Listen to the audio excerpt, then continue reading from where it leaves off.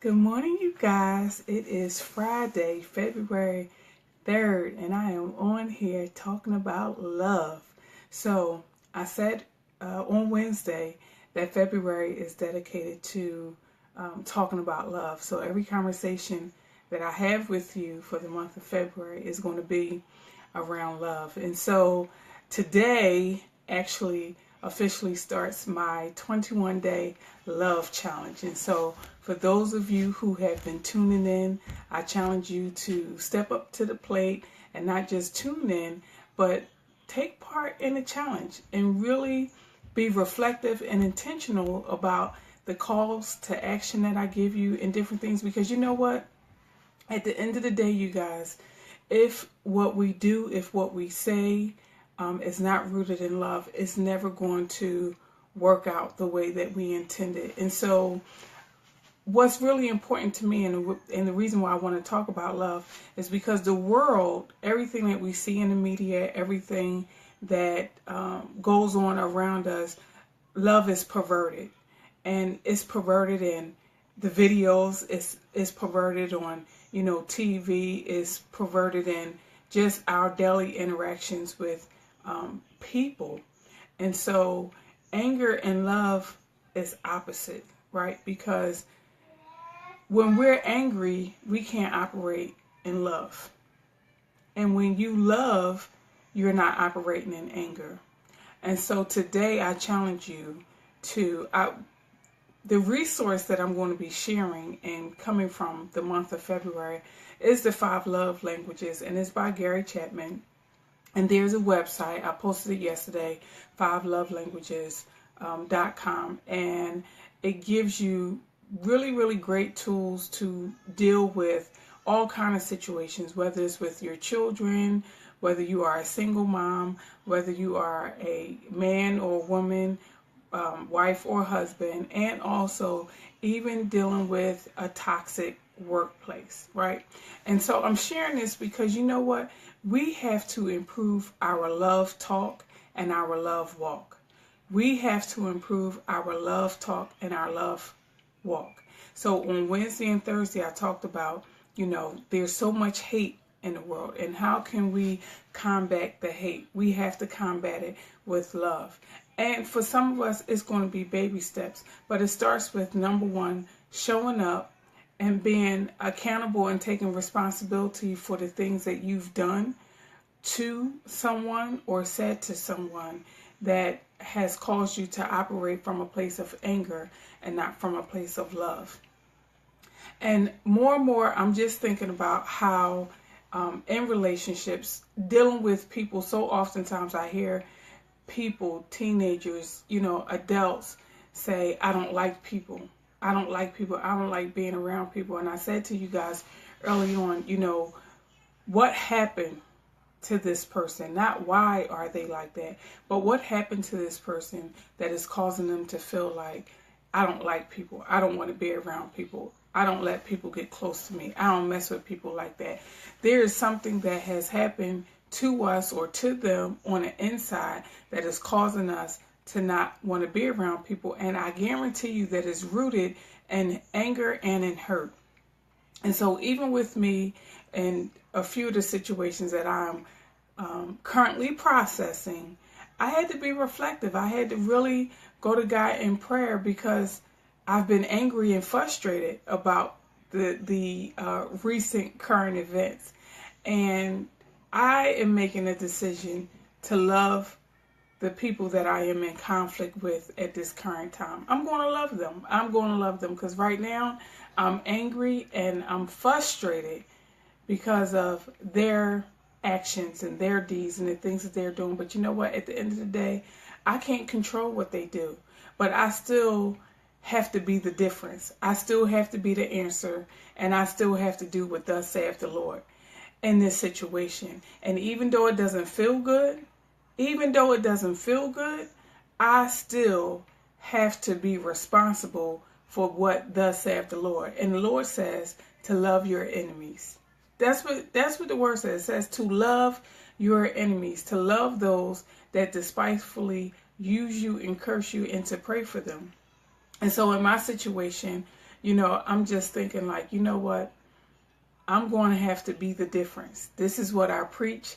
This is what I teach. I'm going to have to be the difference. I'm going to have to love. And so I want you guys to just be reflective. Your call to action is to think about the things that anger you. Think about the things that frustrate you. And I want you to make a decision to change that emotion from anger to love. Because I guarantee you that love is going to make the difference, and love is going to soften your heart.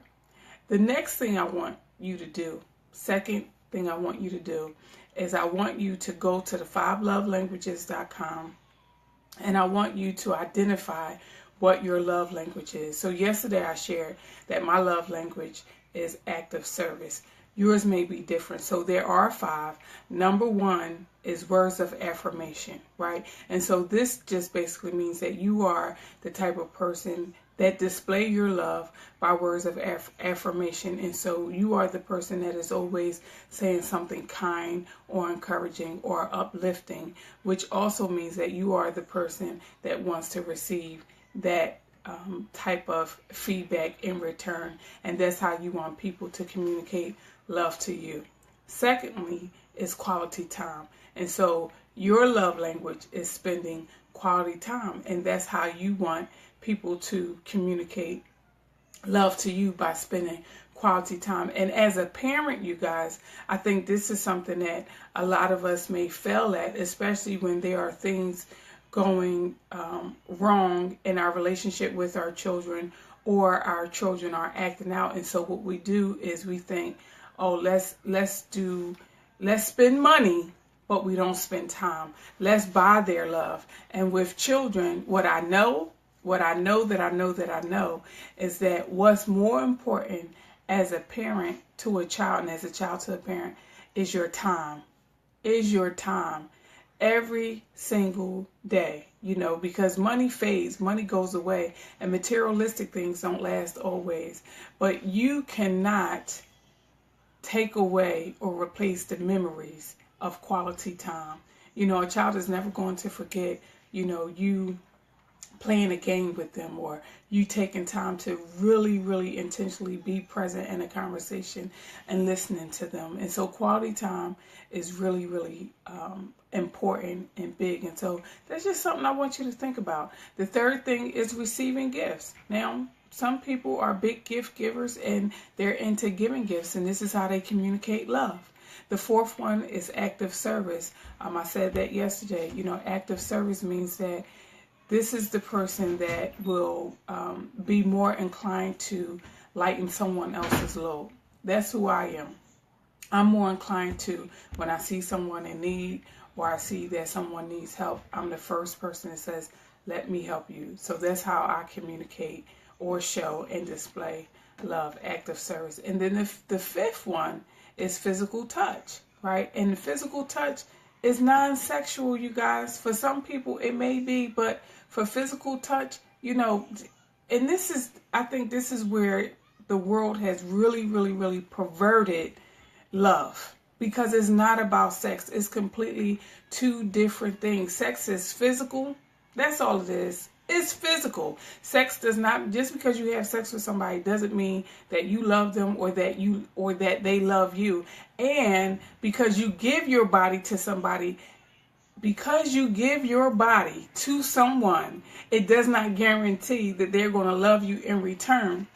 And what I know is that a lot of times men, but more so women, are more likely to give their body away to a man because they want to be loved. But what happens is they constantly are dealing with rejection, because now once he got it, there's nothing else coming after that. And so now she is feeling some type of way because she thought, well, this is what he wants, so let me give him what he wants. And what she really wants is love, and what he really wants is sex. And it's very important that we know the difference, and it's really important that we deal with our issues so that we have better relationships. So that if you decide to enter a relationship with someone and it's going to be a sexual relationship, right, wrong, or indifferent, be clear about that up front, so that there are no hurt feelings or no assumptions or no unreasonable expectations. Okay? Be clear about that, because too many people are getting hurt and becoming stalkers and doing all this kind of crazy stuff because, oh, I had sex with this person, and so now there's a bond, there's a stronghold, there's a soul tie, because the female is catching feelings, but the man is not. And so we have to be very, very crystal clear that just because we have sex with somebody doesn't mean that we love them. And when you play with people's emotions like that, you actually are doing more harm. You're actually doing more harm. So I challenge you men, and I challenge you women, that before you enter into a sexual relationship with anybody, have the conversation and be crystal clear about what it is, so that there are no misunderstandings and no miscommunication about what it is. Okay? So physical touch can mean a pat on the back, a rubbing of the shoulders. It could mean a hug. It can mean, someone rubbing your head. That is how we express love. Okay, so physical touch, I just want to be clear about that. Physical touch is non-sexual. Okay, so there you have it, your 5 love languages. Words of affirmation was 1, quality time was 2, receiving gifts was 3, acts of service was 4, and physical touch was 5. And so you need to identify what your love language is so that you can have better relationships and communicate love more effectively, and know the difference between anger and love and sex. Remember, you guys, you cannot love when you are angry. You cannot love when you are angry, and when you are angry, you cannot love. This is your girl, Obioma Martin, your accountability coach, talking about love the whole month of February. I love you guys, and there is nothing you can do about it. So I want you to have a productive day on purpose. Peace.